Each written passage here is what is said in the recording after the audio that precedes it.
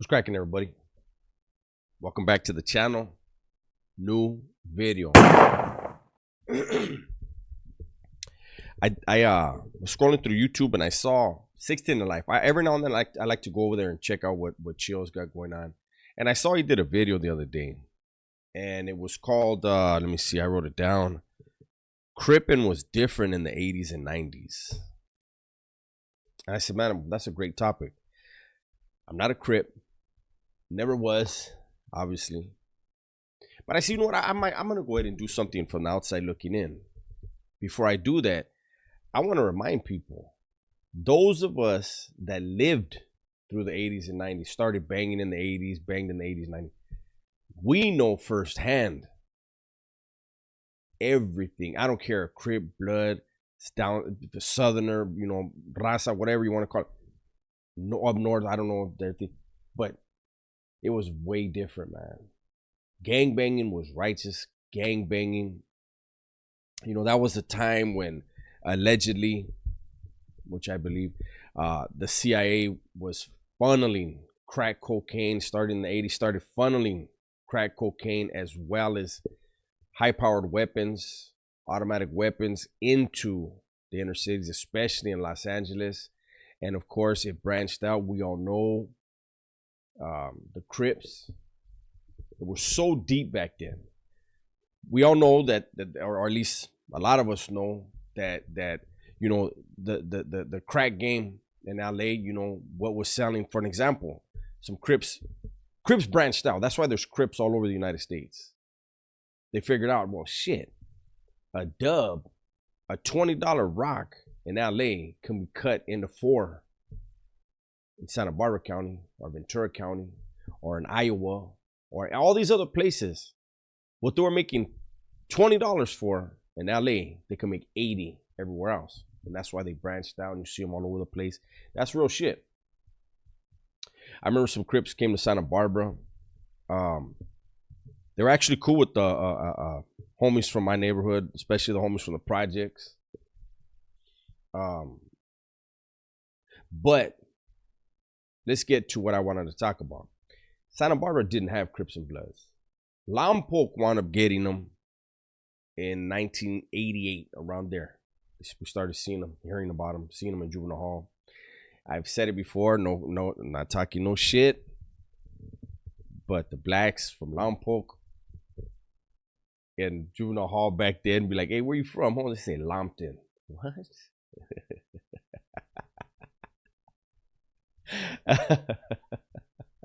And we thought that was so funny. We're like, you're from Lompoc, homie. Why are you trying to change the name of your city to another city, eh?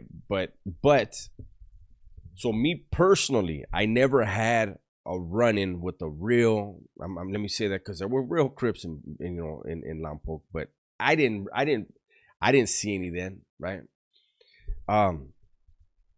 But I didn't have any run-ins with any real Crips. And before I get into it, I remember in when the movie Colors came out. What year did that come out? 1988. And I've said this in other videos, but I'm going to say it again. It's hilarious to me. True story, though.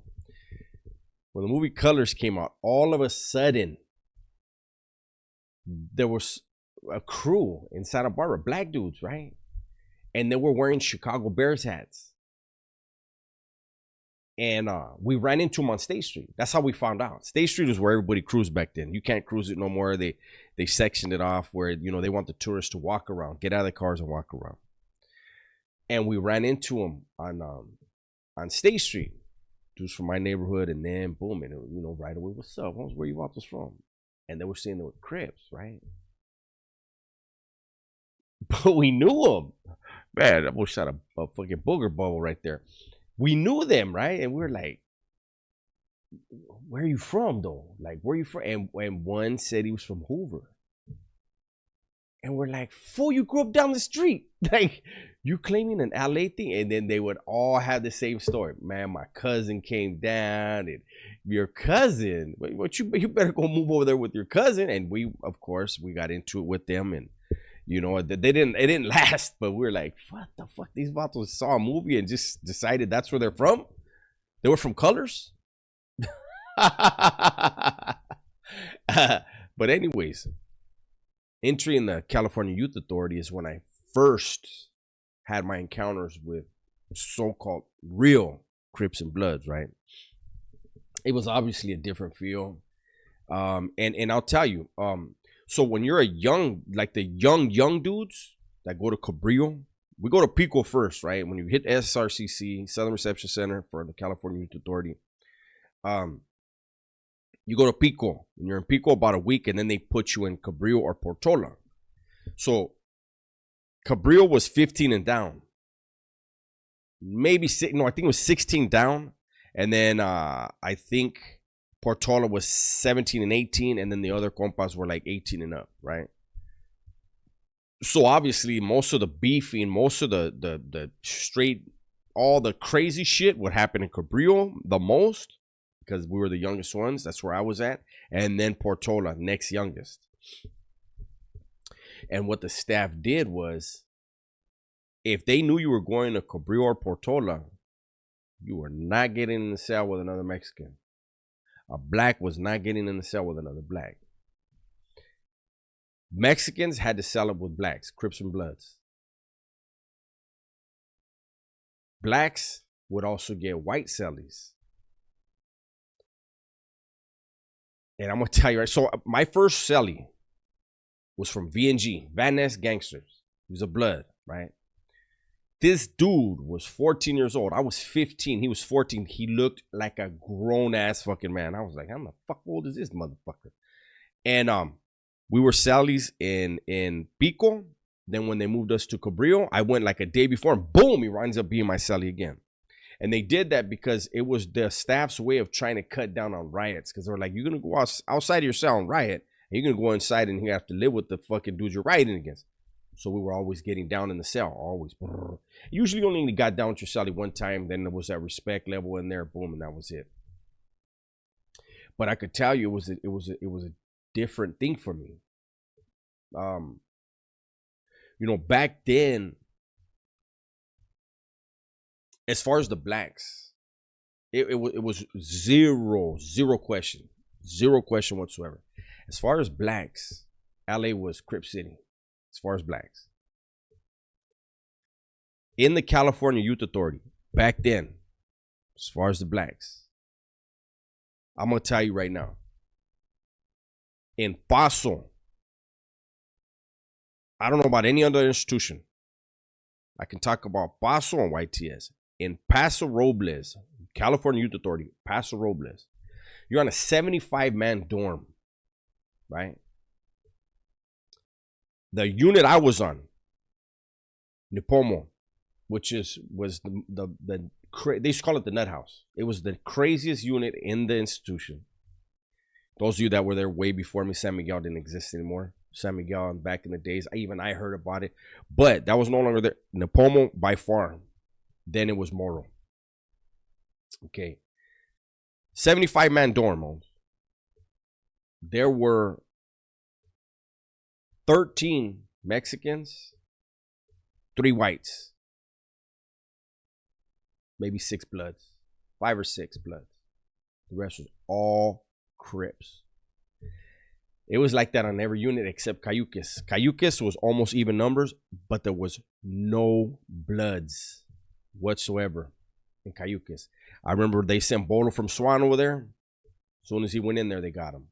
They sent B-Dog from PDL. That was my boy. I liked him a lot, man. I know Bolo watches the channel. You were cool too. But B-Dog slept right next to me in the dorm. We were fuck-ups. We had no locker. And those that remember, I'm going to tell you. I'm actually going to use the names. I've already said B-Dog, so I'm going to say this. Check this out. I left the Southern Reception Center, SRCC, went to Paso, right? And they were lining us up.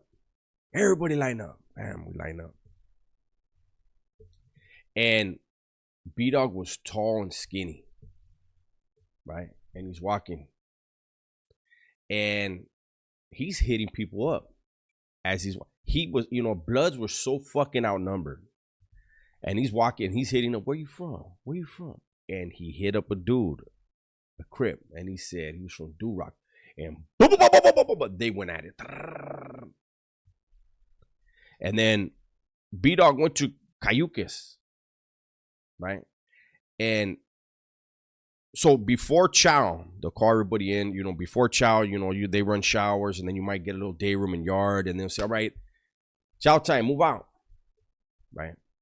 So this dude, B-Dog, got like 6 soups, filled up a big Tupperware bowl with water, boom, put his soups in there, put it in the microwave, and turn that fucking thing all the way. I don't know if it's 40 minutes is the longest you, whatever the longest thing you could do on them OG ones where you turn with the knob, the microwave.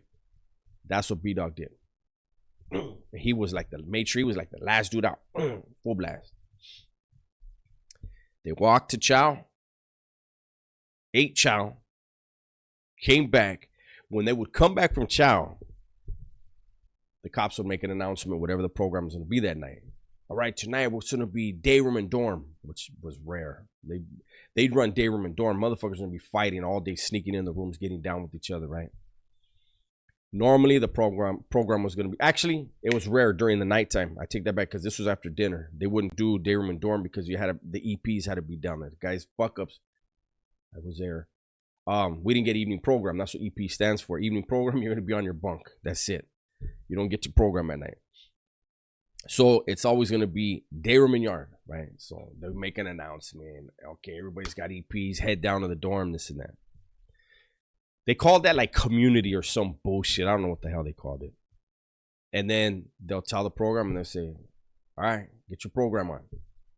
So while they were doing the announcement, B-Dog walked over, pulled that fucking bowl of noodles out, steaming hot. And I guess when they were going to say, go ahead and get your program on, B-Dog grabbed that bowl of noodles and threw it in the face of Hog. I believe Hog was from Insane. That motherfucker, Holmes, was Wes Watson would have nutted all over himself seeing this guy. He looked like a fucking bodybuilder, man. Big dude. He had glasses. Damn glasses saved him. B-Dog threw the noodles, boiling water noodles, in his face. The noodles actually stuck to his face. He had noodle scars for a minute. And then just started getting off on him. Boom, boom, boom, boom, boom. It was different back then, man. Down his Crip. Down his blood. I'm going to tell you guys. Down his Crip I ever saw. Little man from Fort Trade Gangsters. Right? That's what it is. Fort Trade Gangster Crip, I think it is. Right?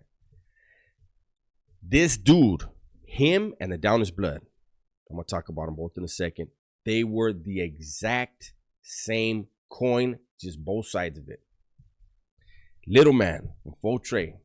I was in YTS with him. In YTS, when you would get off, you go lock down, you're confined to quarters, you're stuck in your cell for 3 days. After 3 days, you're back up, boom. Go do whatever you're going to do. Until they send you the rock. The rock is like the shoe. You go do your shoe turn, your little rock program, come back out and start. That's what little man would do. Anytime they let him out of his cell, the first blood he saw, he was getting off. Boom. 3 days. Cell. Come out. First one he saw, getting off. Back in your cell. Doc from Bounty Hunters. Exact same dude, man. I was in Paso. I was in Paso Robles with Doc. Matter of fact, I was in SRCC with Doc. I was in Paso Robles with Doc. And I was in YTS with Doc. And when I was in Paso with him, I was actually in the little shoe program they have over there, Cambria. Any Crip came anywhere in his eyesight, his line of sight, it was go time. Like these dudes, it was not, you would have a lot of dudes, they would do this thing with their hands. You see your enemy, hey, that man meet me halfway, Holmes. They're in different units. You would see dudes get down with their enemies in the unit, see dudes get down in the square. No, these two dudes, it didn't matter what Crip or blood it was, it had to go down.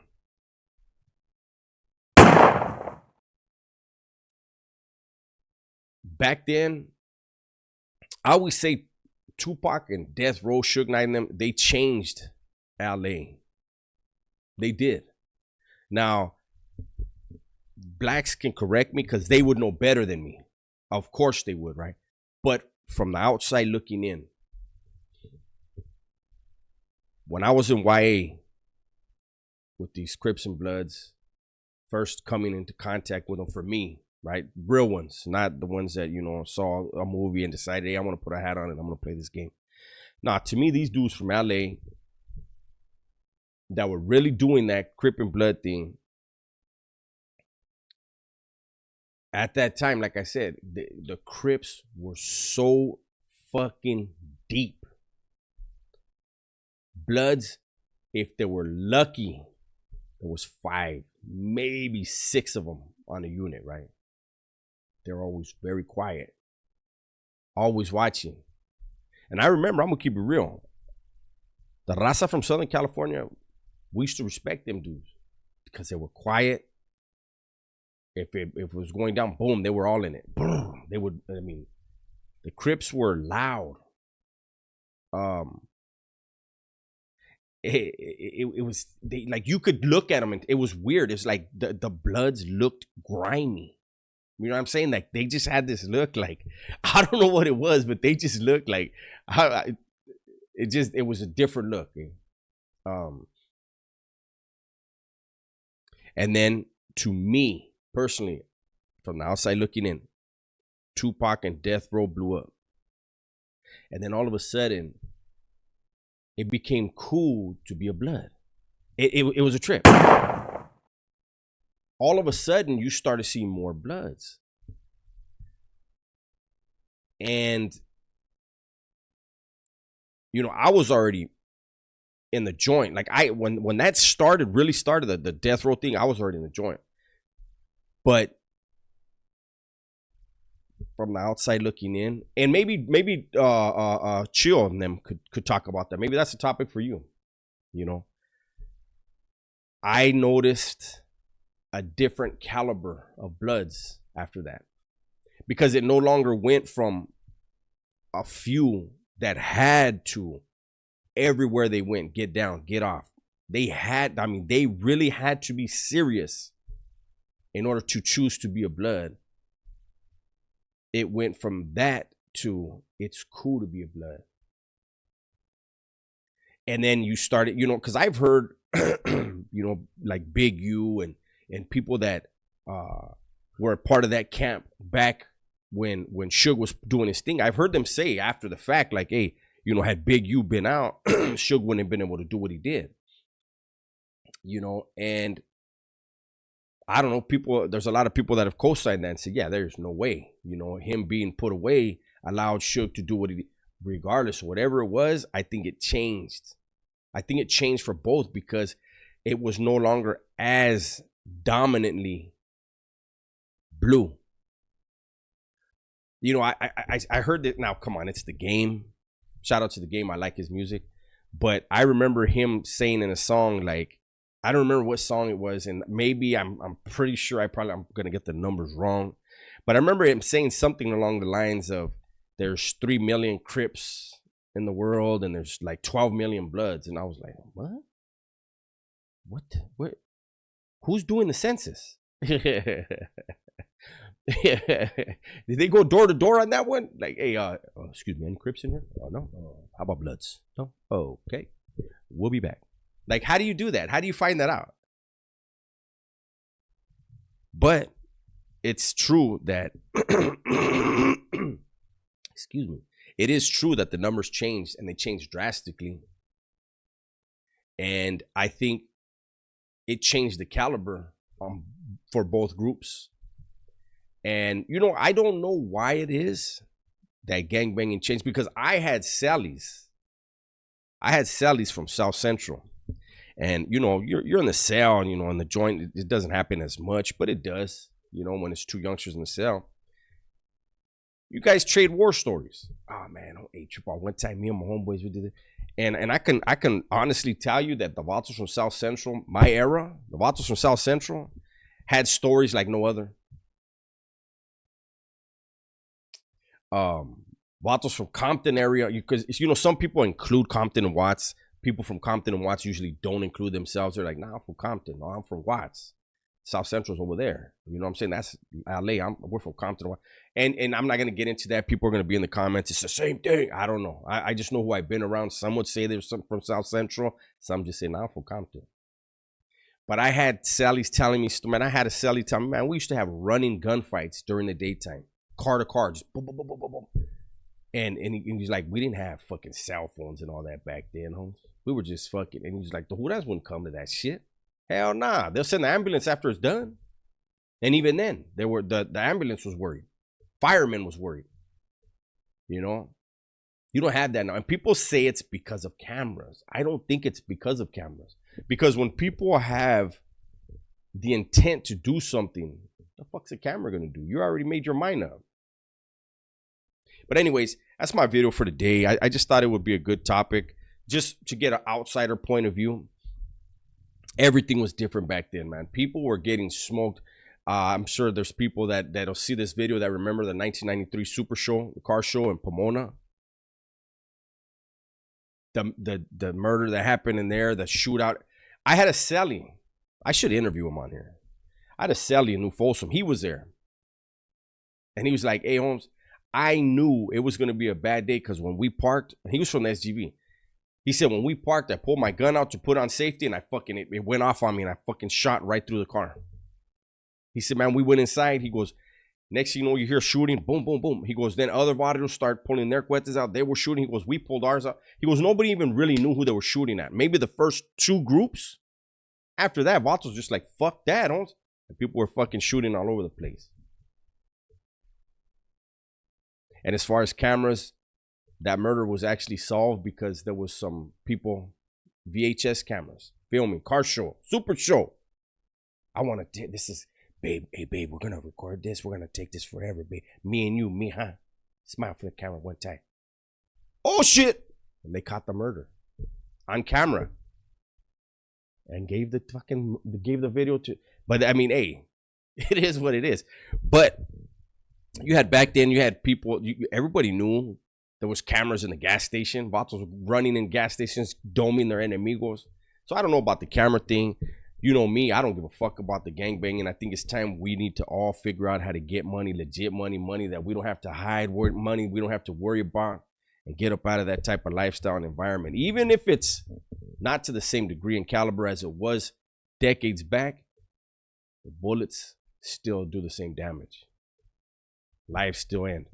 That's my video for today. Hopefully you guys enjoyed it. Everybody, please be safe, be smart, and tell the ones you love that you love them. I had the wrong button, eh? Selfie time. I'm out of here, eh? You guys have a good one.